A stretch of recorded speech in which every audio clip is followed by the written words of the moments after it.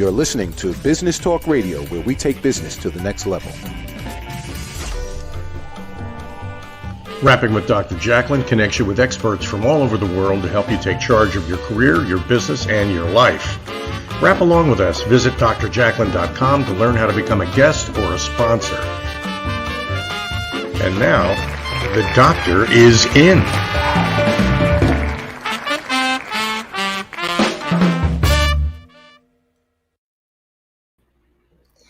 Good afternoon and welcome to Rapping with Dr. Jacalyn. We are live on Business Talk Radio and social media. I am your host and executive producer, Dr. Jacalyn Kerbeck, and I am a certified life and career coach. With me today, as always, is my co-host and partner, Mr. Al Cini. Al, welcome to the show. Thank you very much, Dr. Jacalyn. It's going to be a great one. It sure is. We have another fantastic guest. I am just so blessed that we have so many talented and successful people that want to come on our show and chat with us about what they're doing. You know, and Christopher Salem is a very special case. I mean, I mentioned a couple of programs ago, I do a lot of work with CEOs. And people in the C-suite tend to have biases that they operate from. They tend to focus on the things that don't work for them, and they don't pay enough attention to the things they need to. This is all mindset, and Christopher Salem is a guy who knows how to help a CEO improve their mindset to get better results. And who doesn't want to be coached to go to the next level? And working with Christopher, who's an expert, makes a lot of sense. Yep. It should be a great conversation. Why don't you tell us a little bit about the work that you're doing at BCAT? Well, you know, there's this guy, Simon Sinek, out there on the internet all the time, who says you have to find your why. But the Brand and Culture Alignment Toolkit is how you find your why. It's the how of why. Every organization has a purpose, a reason for existing. The Brand and Culture Alignment Toolkit is about connecting the members of the team with the purpose they serve. And the result is a much higher level of engagement. And we solve the I hate my job problem. I mean, all of a sudden people like what they do again because they feel as though it's aligned with something that makes a difference in the world and in themselves. And that's what we do. Well, thank you for sharing that with us. That's great. I want to say hi to Jane George Vile. They just reached out. So it's nice to have you watching. Great. Yes. So I think we're going to bring Christopher out, and he's joining us from Connecticut today. So let's welcome him. Hi, Christopher. Hey, good afternoon. Hi, Dr. Jacalyn and Al. How's things going? We're doing really well. I feel spring is in the air. I'm getting my second shot next week. It's all good, right? I'm excited. I am too. I'm looking forward to some warmer weather. That would be nice. That would be nice. So, Christopher, I'm streaming your banner, but for people who are listening on the radio, tell us about your company. And I know Al was just talking a little while ago about what you do, but how would you describe the work that you're doing to help CEOs? Well, we do a couple different things. At CRS Group Holdings, we are an executive coaching and corporate training organization. We work with individuals as well as companies. When we're working with individuals, we're helping them both professionally and personally in terms of overcoming any self-limiting beliefs that could be impacting their performance and learning how to shed those limiting beliefs so they can adopt healthier success habits and disciplines that will allow to sustain them to the next level. Next, what we do with the individuals, we help them to build their brands and their businesses simultaneously by teaching them how to really connect with their audience on what's compelling based on shared values so that they can build their business based on referrals. And then with corporations, we help them to build interdependent work environments or culture. We do this by bringing people together in an interdependent way, leveraging their strengths, offsetting their weaknesses. And we facilitate this through a growth mindset and core values as the foundation. And then we execute that through effective communication and active listening and also transparent leadership principles. Wow. There's a lot of value in what you just said, Christopher, and it's going to be a great hour unpacking that. For everybody who's listening, I know CEOs that have bright, shiny object problems. They have biases. They focus on things they shouldn't. And a lot of it is mental. And you're kind of a cross between Sigmund Freud and Tony Robbins. And what I like about you is that you get to the root cause of the thing that is holding an executive back. Isn't that right? Yes, correct. I mean, what you said, Al, is that we live in a society, and this is also not immune to CEOs, that we go through our life and our careers managing the problem. We don't realize that limiting beliefs are very powerful. They can impact us in so many different ways. Limited beliefs form during our development years as children, typically around 6, 7 years old.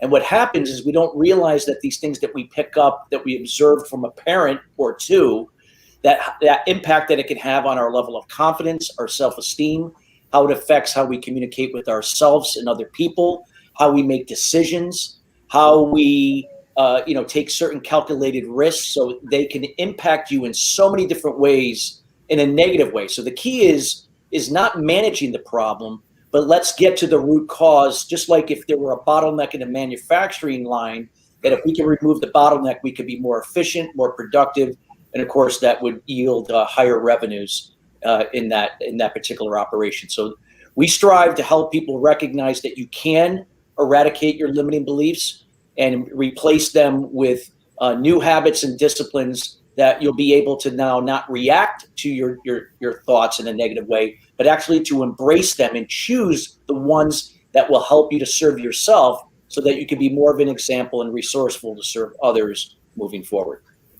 Great.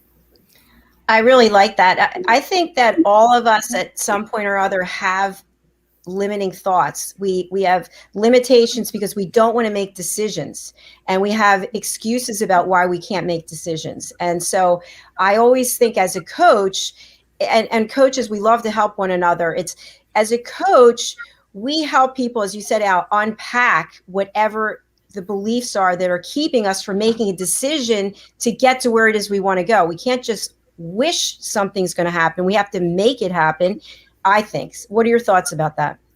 Yeah, I mean, again, these are things that it's a process. Again, a lot of times we've been conditioned to that we got to, focus on the outcome, and then there's expectations tied to the outcome. The problem there is when there's an outcome that you're striving for tied to an expectation, there are going to be several things that you have no control over. This could be other people that are part of the equation, what's going on in your industry, what's going on in life in general. And so it's the ability to learn to kind of come into the moment and trusting the process, controlling what you can, and fully letting go of the things that are beyond your control. Now, that's easy to say, to do is another.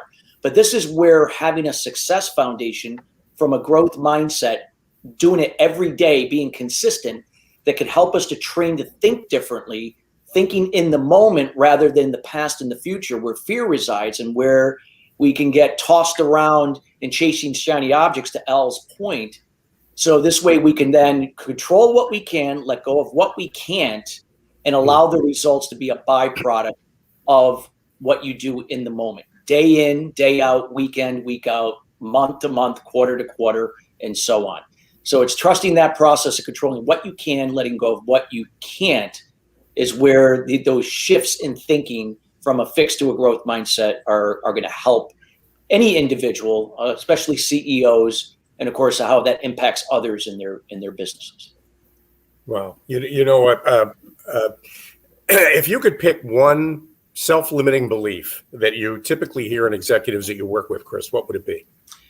Well, God, there's several, but let me give you one that I feel oftentimes is something, especially because I'm a male, and let me speak, because this can apply to females as well.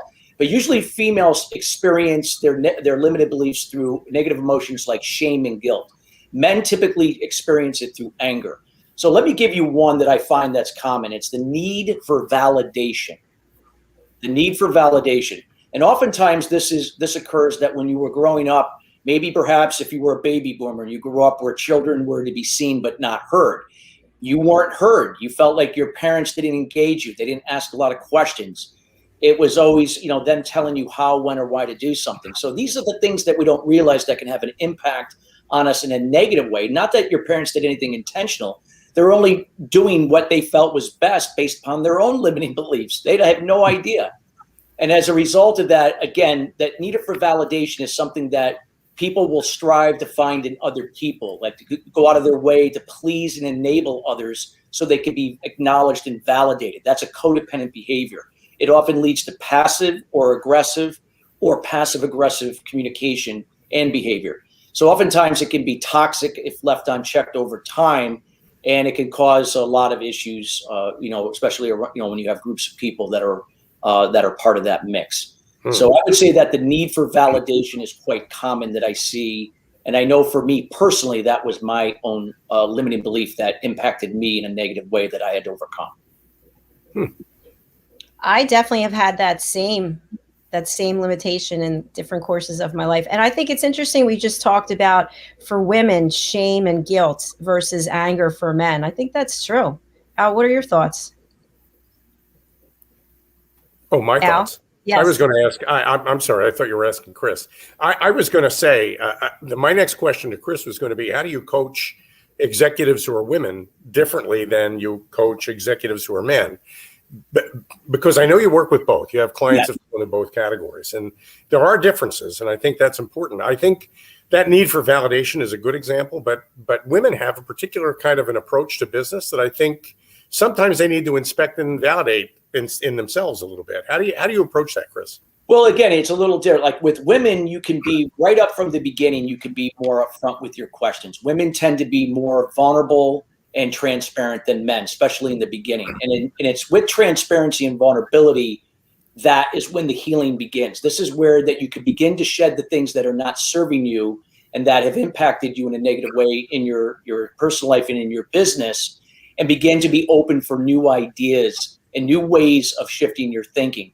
So with women, it's really, again, listening to relate and understand versus respond. And with men, it's the same process, but yet in a way that, again, you're not enabling the male that you're talking to in this situation, but you're just kind of using a lot of questions, more questions, even more so than women, to get them to a point where they're ready to release that vulnerability and being transparent. And there are some cases where, depending upon what it is, it's been common with me. I have some men cry, and that's a good thing, especially for breakthroughs. And again, it doesn't matter who the CEO is. This could be, someone that runs a major corporation. They're human beings just like every one of us, and they have their own trials and tribulations in life. And again, just because we see them as successful from the outside from a business sense and a career standpoint, doesn't mean that they're going through certain things personally that can impact them. So again, these are things that affect everyone. And it's so important that we learn that we can get out of the problem and learn to, create and sustain the solution. We just have to take the first step, right? Yes. We will be right back after this commercial message. We have some new sponsors. We'll be running their ads during our show. We'd love to hear from you on social media. Please go to your platform and put comments in. And also, we have the ability to take your phone calls. So if you have a phone, if you have something that looks like this that you can pick up, you can call 609-961-1699. We'll be right back. Stay with us. Thanks. Hey everybody, my name is Ralph Graves Jr. I'm the host of the Ralph Graves Jr. Show, and I want to invite you to pick up my book, Unstoppable. I wrote a book called Unstoppable. It's 7 universal laws that will transform how you pursue and achieve success. The one thing that my 20 years of law enforcement has taught me is that no matter who you are, we are all governed by universal laws, like gravity. But in this book, we're going to talk about laws like the law of forgiveness, laws like the law of control, the law of intelligent practice, the law of expectancy. I was able to see how those, no matter what their background was, those who identified and treated these laws with respect, they were able to go on and lead successful lives. So pick up this book, and you can go ahead and pick it up at Amazon.com, BarnesandNoble.com, RalphGravesJr.com, where anywhere where fine books are sold. Thank you. There are 7.7 billion people on Earth today. 40% of these people are under the age of 25.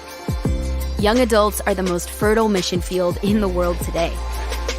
In Scripture, we see Jesus pouring his life into 12 young adults who he equipped to change the world and all of history. Like Jesus, we believe that the best approach to reach the world with the gospel is to invest in young, emerging leaders and equip them to build disciple-making movements. Concentric is the notion of surrounding and sharing a common center. Our center is the model and strategy of Jesus for both leadership development and ministry formation. As a global alliance, we provide equipping in biblical leadership based on Jesus' example in the New Testament. Jesus modeled for us how to make disciples that reproduce. Focusing on leadership development is key to creating movements that spread the gospel and Jesus' disciple-making strategy to young leaders around the globe. Our ministry alliance partners are actively equipping leaders and building movements of multiplication that reproduce the life of Christ. Join us today to equip young leaders with Jesus' strategy that will change cities and nations.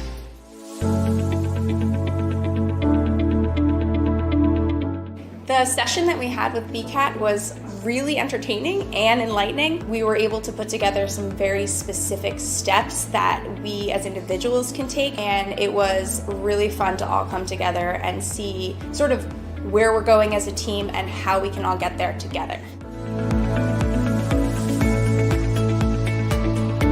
We had a tremendous experience with the BCAT partners. One of the challenges that we have as an organization is to make sure that we have the right people in the right chairs doing the right thing. To do that well, you have to have synergy. You can try to dream up ways to make sure that your group does that, or you can rely on experts. We would recommend BCAT partners to anybody who's looking to take their organization to the next level.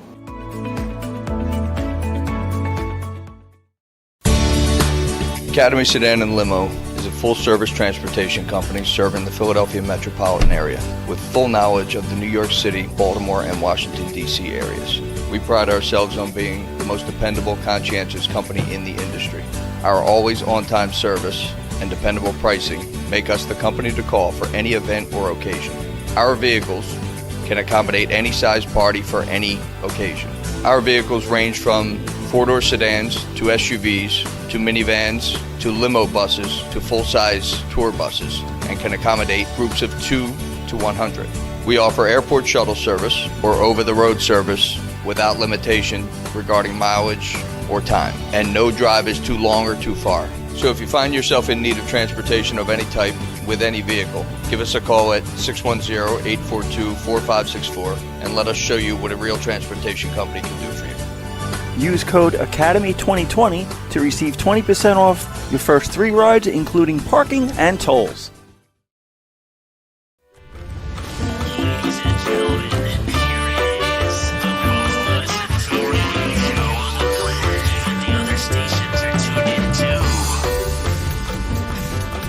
You're listening to Business Talk Radio, where we take business to the next level. Hello, and welcome back to Rapping with Dr. Jacalyn, live here on Business Talk Radio and social media. My co-host, Mr. Al Cini, is here, of course, and our special guest, Christopher Salem, is with us from Connecticut. Thank you for being here. It is a pleasure to be here. I'm enjoying my time with both of you. Good. We're glad to hear that. We want people to be happy when they come on the show. So, Christopher, I wanted to ask you, during the pandemic, were you finding more people reaching out for coaching or people just kind of staying in their own space and withdrawing? I would say in the beginning, people were slightly withdrawing in the beginning. I would say like around April, May. But then around August, once people had a kind of a grasp of what's happening and that this was not going to end, at least for the time being, and here we are, it's still kind of still happening, but even though we can see the light ahead of us here. But nonetheless, it started to pick up in August where people began to recognize that they began to see certain things that were really important, that, work-life harmony is so important. And I'm seeing this not only with the C-suite, but also in their organizations, that they're seeking out resources that can really help their employees be able to find that harmony. Now, you notice I use that word harmony and not balance, because in reality, there's not going to be perfect balance.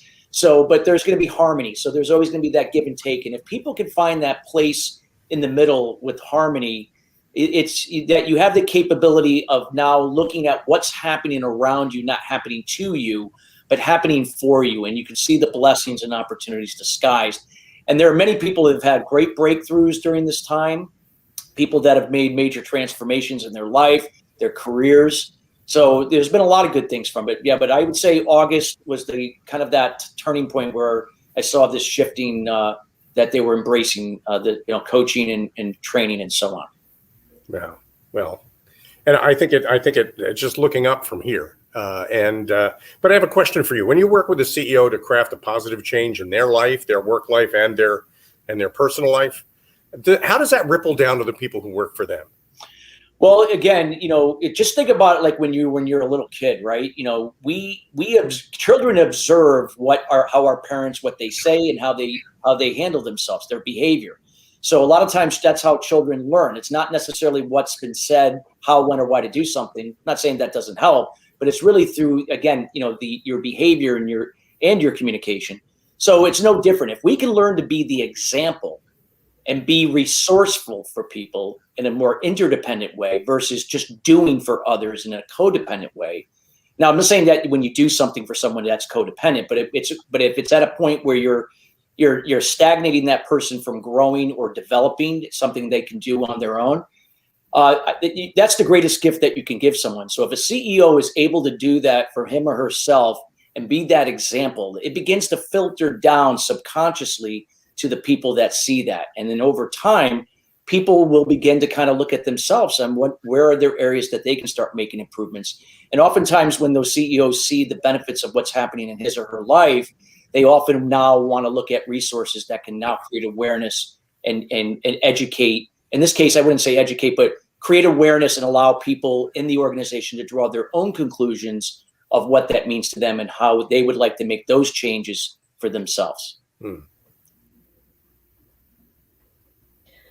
I was just thinking in terms of the CEOs that I've worked with during my career, how do you get someone who's made it to the top to be able to commit to self-awareness? In other words, they're so busy running around doing all the things they're doing. How do you get them to even commit to take coaching? Yeah, it's not easy. It's a timing thing. So again, it's one of the things I teach is, we're not here to persuade or to try to chase somebody to see something they're not ready to see at this point. They have to make that decision. So a lot of times it's through the power of influence where you are, again, being the example and you're being compelling with information or content that allows them to draw their own conclusion. That's why a lot of times I speak at industry events. I speak at personal development events. I speak at charities. I speak on podcasts, radio shows. And that is a way that I can keep that compelling content out there because you never know who's listening and may be ready at that point to do something for themselves. Or maybe not right yet, but they did remember it. And then they reach a point where they say, I'm ready to make a change. And I feel like this gentleman is someone I have similar values that I feel he relates to me and I trust, even though I don't know him. And they feel like, hey, this is someone I can be, open, vulnerable, transparent, and kind of learn something or unlearn things that haven't been serving me to then learn or relearn things that will help me moving forward to better further my career and then be more of a resource to my company. The audience for Rapping with Dr. Jacalyn, Chris, includes people who own businesses and people who manage companies for other people, executive levels at various levels. And plenty of them out there are skeptical. I mean, that is sort of their fundamental nature. So when they approach you skeptically and they say things like, well, what's your ROI? How do you answer that? Yeah, it's an interesting question because, again, it all depends on the personality types. Again, there are a lot of personality assessments like DISC. You got the dominant, you got the influence, steadiness, conscientious. So it's just getting an idea of, who they are, why they do what they do to the best of your ability, and using, a lot of questions to kind of like peel back the onion. And this may not happen in one sitting or one discussion over Zoom or whatever it may be. It may be over a period of time. But again, it's again, getting them to see, depending upon who they are, again, where the intellectual intelligence that supports the facts, trends, and evidence that can support what this can do, why and what this can do for them, but then also be able to help them draw their own conclusion to the EQ side, the emotional intelligence. This is something that you may not be able to be measured. It's blind faith. But the only way that you know is, again, when you talk to other people that have gone through it, and it's evident that there's changes in terms of how they think and how they communicate and how they take action and how they've utilized it in a way to help grow their organization. So it's not easy, but again, it's a dance that you do in a way that you empower them to draw their own conclusion over whatever time that may be. It all depends on who you're dealing with. But that's why being consistent with your content through different channels, like I described before, are extremely helpful to kind of help break the ice. You really touched on something that I had to work on myself. I was building up this platform and had inconsistent messaging. So, one message here, one message there, and that's hard to get your arms around. And when you first look at it and say, no, I think it makes sense, and people are saying, no, that doesn't make sense. So you have to work with a coach to help you open your eyes to things that you might not be seeing. Yeah. I mean, the thing about as a coach is really listening. I mean, that's really what it comes down to. Consultants will do for you and tell you how to do it, when to do it, why to do it. But oftentimes that's not a sustainable model. I mean, we've seen it over and over again. I've been on the other end where I've been the recipient of that. And usually you don't see those changes long-term. But not to say that consulting is not good, it is. But nonetheless, I find with coaching that when you can empower people to really ask questions, to get them to answer their own questions, and then interject certain things when they've given you the permission through the questioning, they're more likely, when they lower their guard, they're more likely to now really hear it and then decide what that means to him or her and what action they're going to take. Because like with anything, these things don't happen overnight. And I know when you look at ROI, companies want it overnight. They want it at the end of the month. They want it at the end of the quarter. The reality is things don't work that way. However, if you could show the evidence, even in a short period of time, that, hey, this is working, then it's a matter of just trusting and letting this go over a period of time. And let's put those KPIs into work and helping to measure what we can. And yet let's look at the end results long-term and where it's going. So it's not easy, but nonetheless, there are companies out there that are beginning to see that now and beginning to be open to these concepts even more so. So I'm very hopeful. I've been very optimistic, and I just continue to, again, control what I can, and that's sharing this information and then letting it go. And those that are ready to show up and do their part, and I'm ready to do my part. Great. Yeah, for those people out there who are watching and listening, there may be something that is nagging in the back of your head that's holding you back. It could be something about you, something you grew up with, something you acquired as an adult. You can change it. If you talk to a coach, somebody like Christopher Salem, they can help you work through those things and make those changes. And Chris, what kind of practical outcome can somebody expect working with you if I overcome some of these self-limiting beliefs? Well, one of the things that you'll see is you'll definitely see in time, you'll see your confidence level start to go up. Your confidence goes up, your self-esteem. You begin to learn to be more calm in the moment. You're not operating in the past and the future where fear will, certain situations will trigger the fear. That will raise a level of anxiety. That leads to stress in the body. And then that being worried and having anxiety can lead to procrastination, whether if you don't take any action or you're busy but not productive, getting caught up in priorities that really don't matter. And then if that is left unchecked, that can lead to more anger, shame, or guilt, or jealousy, or envy, or any combination thereof. And we're always constantly complaining, pointing the finger at other people, and leading to more codependent behavior and communication. So again, it's learning. The results that you begin to see are the confidence, the self-esteem. They begin to trust the process. They begin to let go of the things they can't control. They begin to maximize, in the moment, the tasks that they can control. They're learning to not multitask, but to be focused 100% of their attention on one thing at a time, and seeing that over time the results, more or less working in their favor. And then when they're going through a challenging time, they're learning that they're not reacting to it like they did before. They're actually embracing the pressure, just like an Olympian athlete would be training for the Olympics.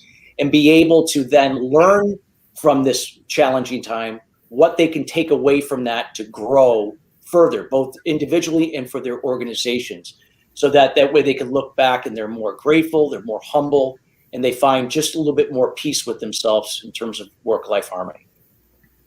Who wouldn't want that? And it sounds like you're saying also, as you get more confident and you believe in yourself more, you start to listen to your intuition instead of listening to what everyone else is telling you. Yeah. And I think that's really key. That's important. Yeah, it's time to communication. Your communication and your behavior, your ability to make decisions and take certain risks, because that's how we grow. We learn from mistakes and setbacks. Absolutely. We're going to take a commercial break, gentlemen. Stay with us. We'll be right back on Rapping with Dr. Jacalyn, the business show. The world of healthcare is benefiting us in many ways, but the risk of becoming a victim to an airborne infection is increasing at a fast pace too. There are threats from viruses, allergic pollen, and chemicals which cause you loss of health, income, business, mental health, family, and friends. All are at stake.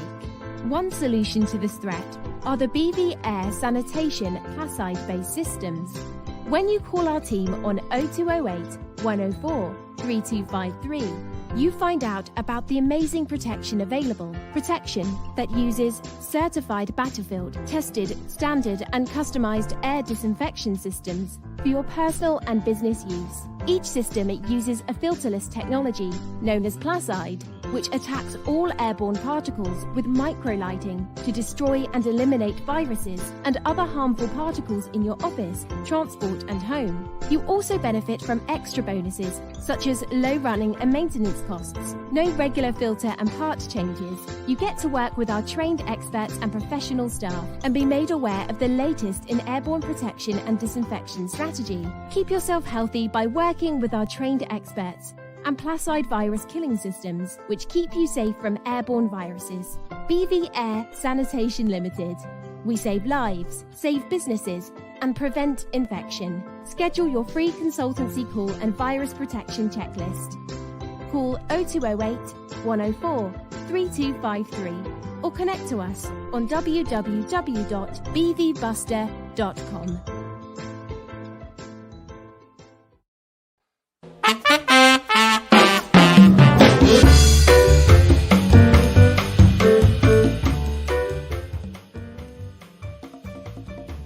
Hello, I'm Dr. Jacalyn. Rapping with Dr. Jacalyn presents A Better You. And here to tell us more is the creator of A Better You, Al Cini. Al, welcome to the show. Thank you, Dr. Jacalyn. It's always a pleasure working with you. And everyone out there, you might be a coach working with individuals professionally or personally, or you might be a consultant working with businesses, or you might be a trusted advisor specializing in an area like finance, let's say, or the law, or healthcare. Whatever of those roles you relate to, you all have one thing in common, and that is you're working every day to help people become better versions of themselves, a better you. And Dr. Jacalyn's A Better You program is an opportunity for you to express your expertise in a particular area for 15 minutes in front of an audience of people who are looking for help from people like you. Yep. So, Dr. Jacalyn, maybe you can tell everybody how they can learn more about this. It's so easy. You go to abetteryou.tv and you sign up to book your session.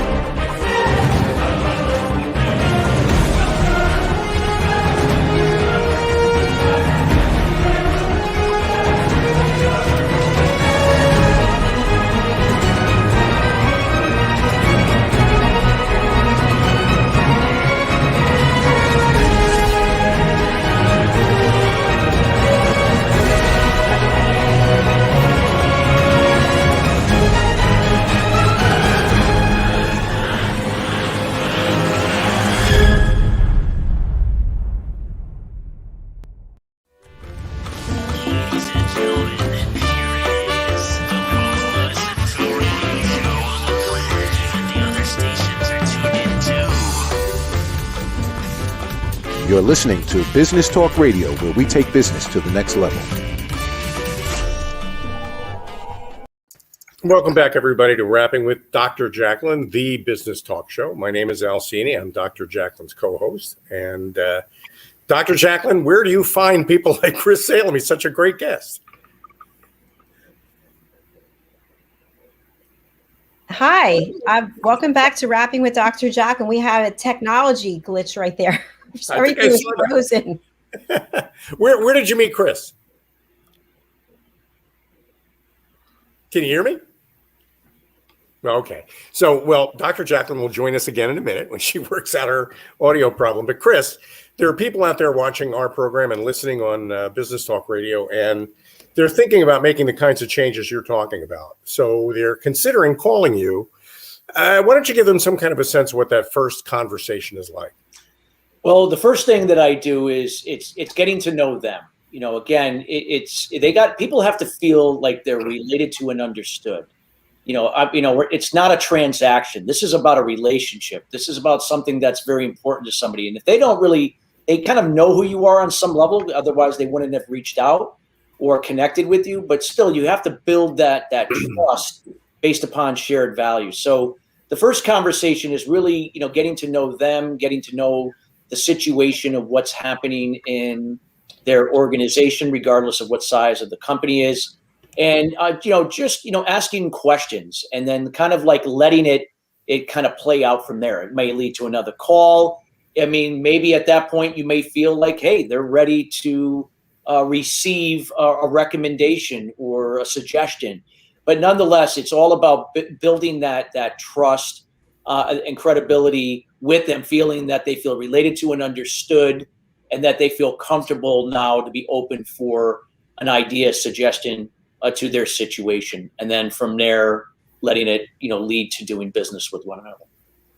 Well, and that's the next level, I guess. The next step in the conversation is how you're going to work together. That first conversation, though, includes facts, details, issues in the business, and also emotional issues, concerns, the way the CEO feels about things, not just what they know, but how they feel. Is that all covered in that? It is. I mean, sometimes, if it's a certain person that's not ready to be disclosing that, I'm not going to come out straight off and ask that. But it's more or less just asking some general questions and kind of feeling where they are and where you can go just one step a little deeper. Sometimes that may not be on the first call, but it might be on that second, third call, depending upon the situation. And again, it's really, when you can really understand people, when you could pick up on nonverbal communication. And a lot of times with Zoom, I've been able to now do this now on Zoom, let alone just not in person or just in person. So. And you mentioned second or third call. So once you've got a relationship established with the person you're coaching, you begin having organic conversations based on prior conversations, moving in the direction that the CEO, that the executive feels they need to move in. But you've got to create guardrails for them, too, in this conversation, too, because ultimately you want to talk about things that are going to make a difference in their lives, which means you kind of keep having to steer them back to what it is they're trying to accomplish, don't you?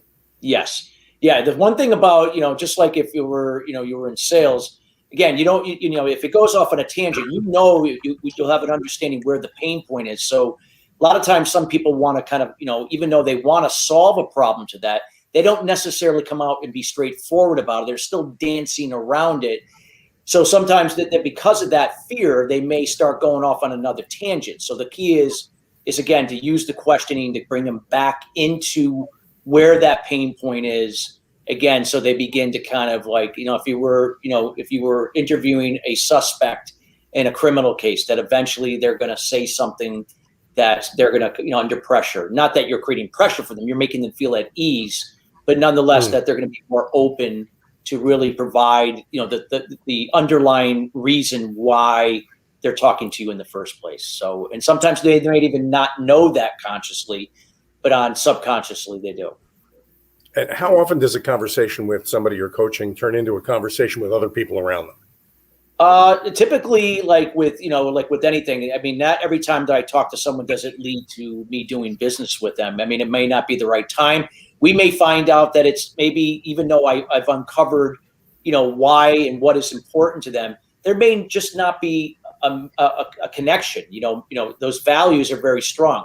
Doesn't mean we have to have the same values, but meaning that there's got to be some common ground or shared values. And if that's not there, then it's really, you're not going to be of value to them, and vice versa. So in those cases, there might be situations where I may feel that somebody else would be better suited for them.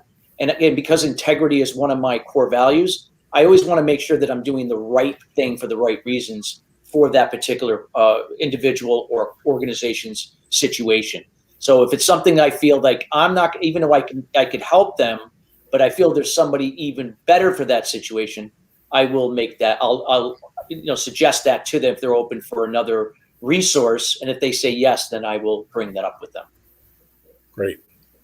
Chris, I wanted to ask you, you are also a speaker, and we're going to get back soon, I think, to in-person events. Somebody told me they're going to an in-person event as soon as April, and another one. My first one, April 28th or the 29th. I'm still waiting for the exact date, but I know it's the 28th or 29th in Houston.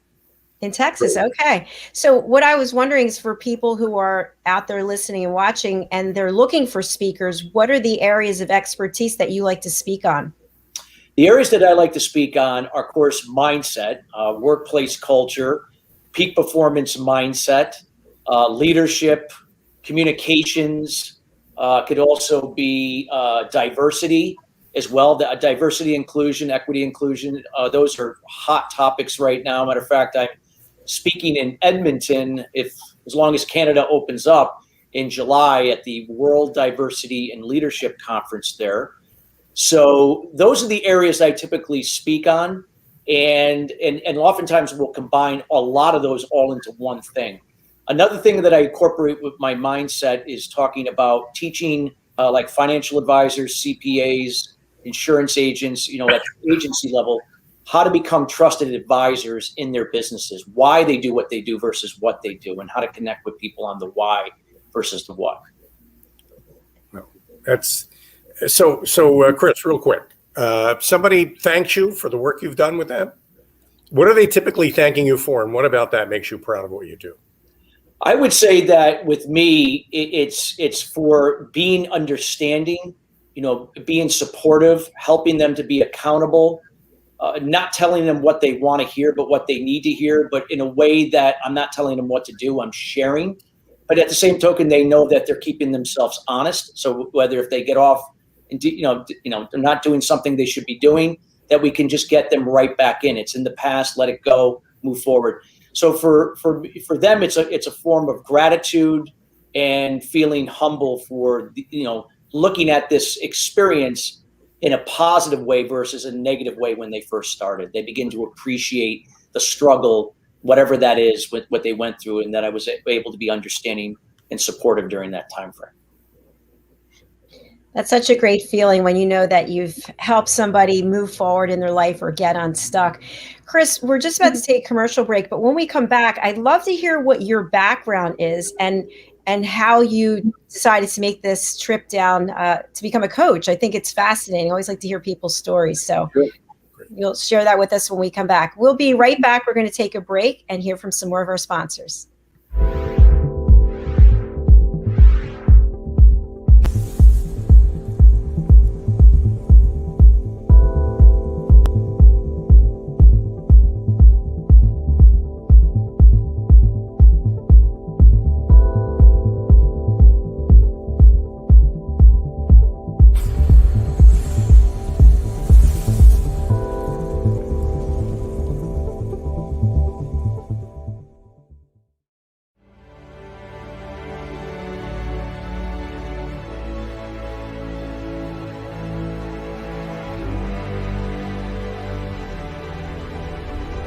Networking sucks and people suck at it, but nothing gives me more life than walking around and talking to people in an audience and really being able to identify, okay, I see where you're having trouble, let's work on fixing it. How do you help them? How do you provide value? My goal is to give them those tools to be able to go out and tackle that fear. Anywhere there's coffee is where I'll be. So I bring candy a lot to my speaking engagements. Like, of course that makes sense. I'm a little unconventional. Ashley was very knowledgeable. Very entertaining. I learned a few new things, and to me that's the key. What do you want them to say? How do you want to be perceived? You're going to get the most direct, tactical tips and practical takeaways when it comes to networking. These two here are super important. You'll remember once the conversation starts. I love the tips that she gave out. I hate networking with a passion, so I feel like I can go to a meeting or event and not feel so uncomfortable. When you're going to a presentation, you want to be educated. You also want to be entertained. She was really fun and really personable, and everything she was saying was just very relatable. She's got a lot of great ideas. That will make you stand out so fast. She comes across as someone that likes what they do and just doesn't try to sell you something. Activity breeds results. If you're not doing anything, you're not going anywhere. Just made me want to start networking, which I never thought I'd say before. A networking strategy that works for you.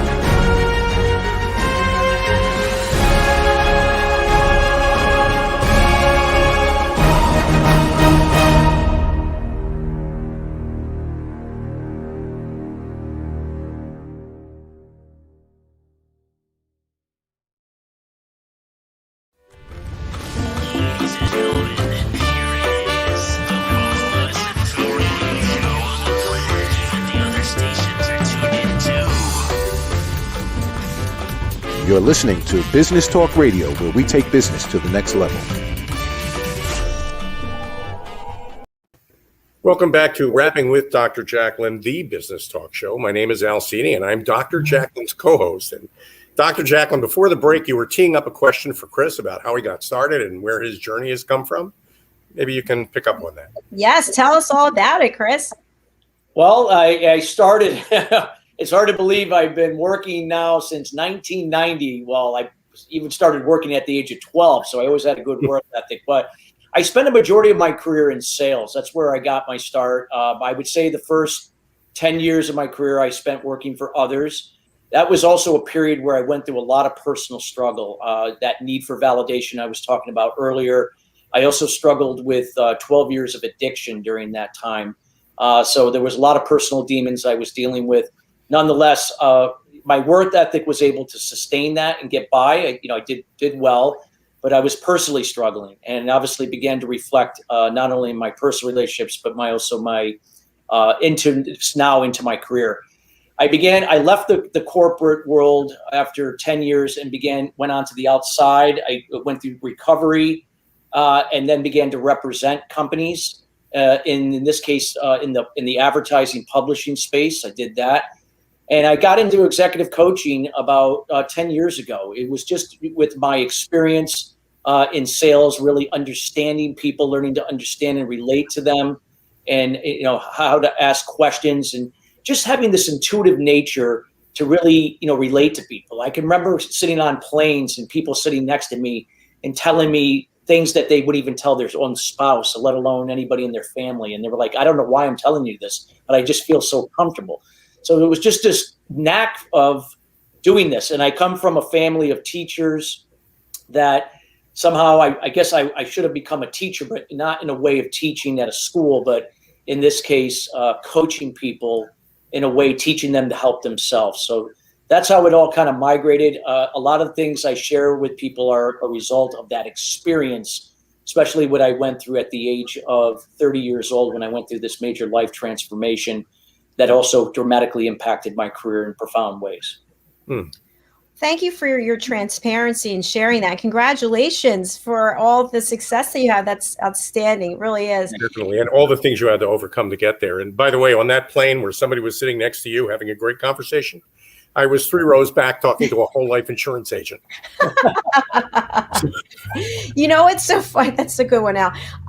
Chris, as you were talking and saying about how people open up to you, that has been the same thing for me. I was shaking my head back here going, the same thing. I don't know what it is. So you and I are kind of kindred spirits. I think it's an openness and a smile. And I think an awful lot of people, when they work with coaches like you, Dr. Jacalyn, and like Christopher Salem, a lot of people, I think, pick your role models. For a lot of people are very guarded, I think, in the way they behave and kind of closed up. And they're wearing a mask all the time. And they feel it's that validation that they feel they need. They have to pretend to be somebody else to get it. And I think when they have conversations with coaches like the two of you, that encourages them to open up. It teaches them that it's possible. I agree. And I think the other thing is that we share our story. We don't keep our story locked up, and once you're transparent, other people feel comfortable being transparent. They feel like they can open up too. That's Yeah. true. Albert, when you mentioned the mask, it's so true. I felt like I wore this ironclad mask for such a long time. And it just, and as with anything, when you're carrying around something heavy, it just weighs you down. It's exhausting. And every day, for the first 30 years of my life, I just felt like I was constantly physically, mentally, and emotionally exhausted. And you just reach a point where enough is enough. And that's it. So it's everyone's on a different journey in their life, in their career. It's just a matter of when they're ready to surrender and be open to new ways of doing things so they could fill their cup positively and be able to give from that filled cup. That's very important. And the fact that you've been there makes it easier for you to coach people through that. Because that self-awareness is the first step. You help them with that. And I think that's, I want to get back to the difference, though, the gender difference between male executives and female executives, because I've mentioned this before on the program.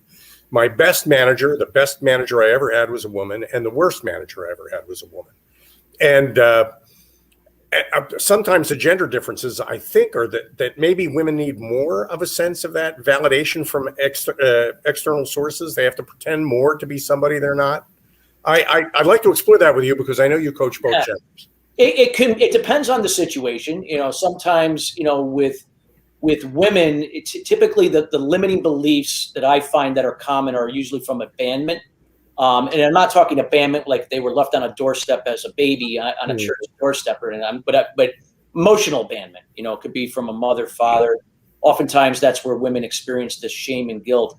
And there are cases where, there could be some women that are really, really easy to work for. They're very understanding, and there's some that can make your life really very difficult, no question. And the same with men. So it's regardless of gender, but nonetheless, there's always something. I remember I had coached a company 3 years ago, and there was a woman that was a VP that had been in the role for quite some time and really had a kind of like a chip on her shoulder. She was very stern, not emotional in any way. And she just felt out through her career like no one listened to her, that she always had to do it her way because it wouldn't get done right. And I really could see in between the lines that, she had not come to that place yet, that she had a major part in this, that she was blaming everyone else. She was complaining, deflecting all of these things onto other people. And I remember the third day of the training, she had a breakthrough. She started crying, and I never forget the moment when the head of human resources was looking at me like, "Do we stop this now? What's going on?" And I said, "Nope." I just gave out like kind of a hand signal, "Let it go. It's all right. It's a breakthrough." And that was the defining moment for her, that she had a breakthrough, that she had realized that she'd been in her own problem for all those years. Not to say that it was all of her but she had to make those changes and learn how to really relate and understand people. They're not always going to be doing exactly what you want to do, why you want to do it. It's again, she didn't have that understanding. And she had a lot of things from her past that she finally over time began to realize that had molded her into becoming what she, in this case, didn't want to be, but she did. And she was able to make those changes. And again, even though this was a little later in her career, it's never too late. So she was very grateful and thankful for that eye-opening experience that she never saw coming. She thought, hey, I got to sit through this, and I just want to get through this so I can get back to what I do, not thinking that would ever have led to what happened. So it was a blessing for her, and I was blessed to be part of it to help her go through that. Great story, really. And it's there. I have a question for both of you, and then you can kind of pick up on this. There is a fine line between coaching somebody and providing therapy. And I know that we have to be careful what side of that line we're on, because sometimes people come in with serious emotional problems that may require a therapist, and you have to know when to refer somebody, don't you? Yes. Absolutely. Yes. In fact, in my contract, the documents that I provide to my clients, I have in there, I'm not a therapist. And if it gets to the point that, we think that you need a therapist, and I have them agree in advance that I get their doctor's name and all the information that I need if I need to make a call. So there is definitely a fine line there. That's I think, and I'm sure, Chris, you face the same thing sometimes. Yeah, absolutely. So yeah, I mean, I have to make it very clear that coaching and therapy are completely different. I have some clients that see therapists as well as coaching, because coaching is just going to give a different perspective on things as therapy will. So again, it depends on where they are in the cycle of their journey in terms of what they're trying to accomplish, where, one is going to help them at a certain time over the other and vice versa. So again, it's not trying to challenge the therapy side of it and say, don't listen to that, listen to the coaching. Again, allowing the person going through this to, make those choices for him or herself. So I'm always willing, to compliment, others that are involved in this case, more on a personal level. Even if it were a corporate thing and they're using a consultant and they're bringing me in just to kind of see if there's other things I can do to, add, enhance value there. It's the same thing. I'm only here to add value and enhance what is already being done. I'm not here to steal anybody's thunder and to say this is the best way and the other ways are not. It's all comes down to the choices that, that organization or people decide what that means to them.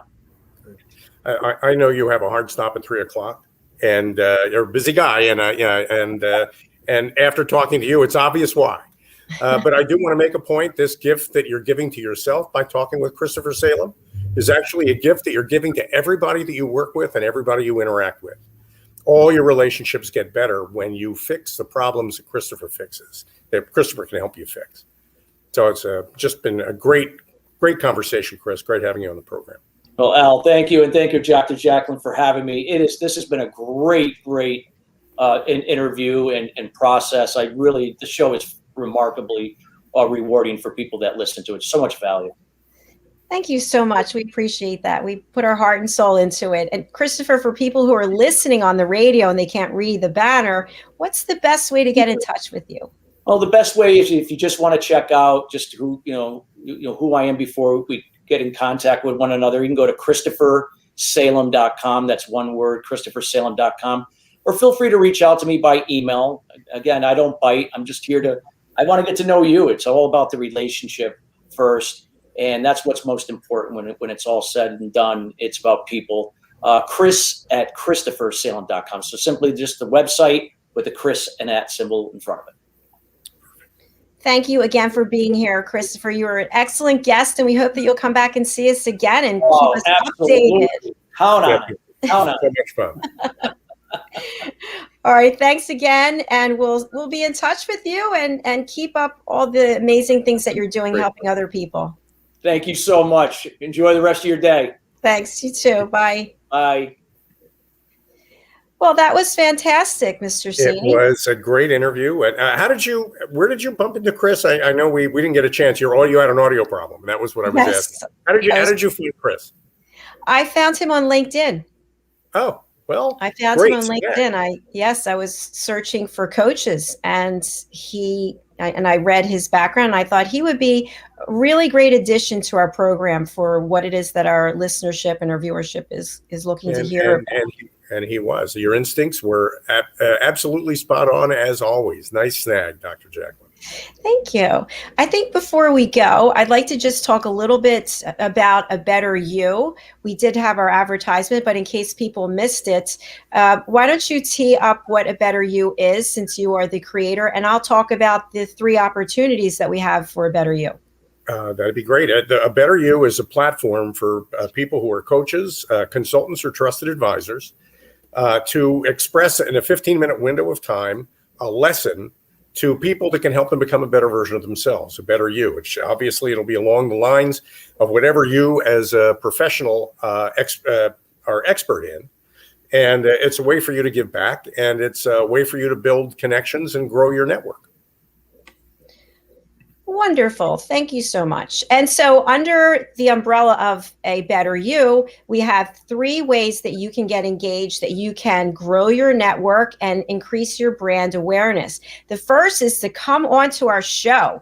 Come onto a show just like this, and you'll have 15 minutes to present a lesson. So this is something concrete that people watching would be able to learn from. And then what we'll do is we will take your 15-minute lesson, we'll edit it with the beginning and an ending, and then we will ask you as a content creator to put together a 5-question quiz. We'll take those, package them up, and put them on our platform, A Better You University. And the general public will be able to buy your lesson, and you'll have the opportunity to create an entire playlist of lessons. People can watch your lesson, take the quiz, and they can get a certification. We are also launching a rewards program that will be involved with this as well. So that is the second part. The third part is Journey to a Better You. We are having an all-inclusive cruise for 10,000 of your favorite coaches, consultants, and trusted advisors. And we are just, yes, exactly. So we do have a comment here from someone I think you know. That would be my daughter. Thank you, Jenny. Thanks, Jenny.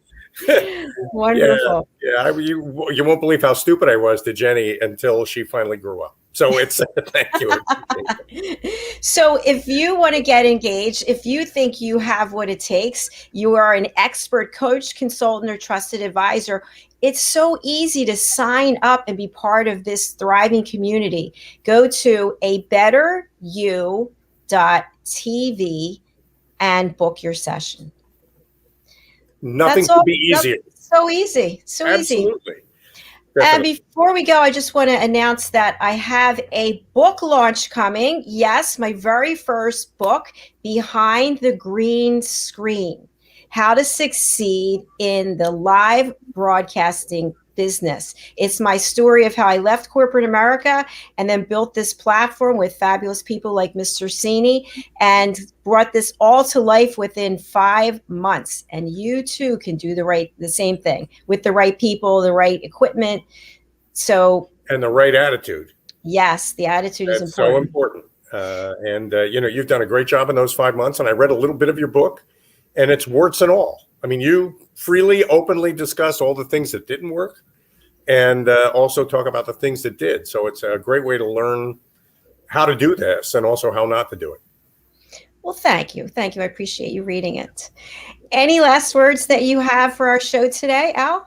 I just want to wish everybody a great day and stay healthy and stay safe. And we'll see you again next Wednesday for another Rapping with Dr. Jacalyn, the business talk show.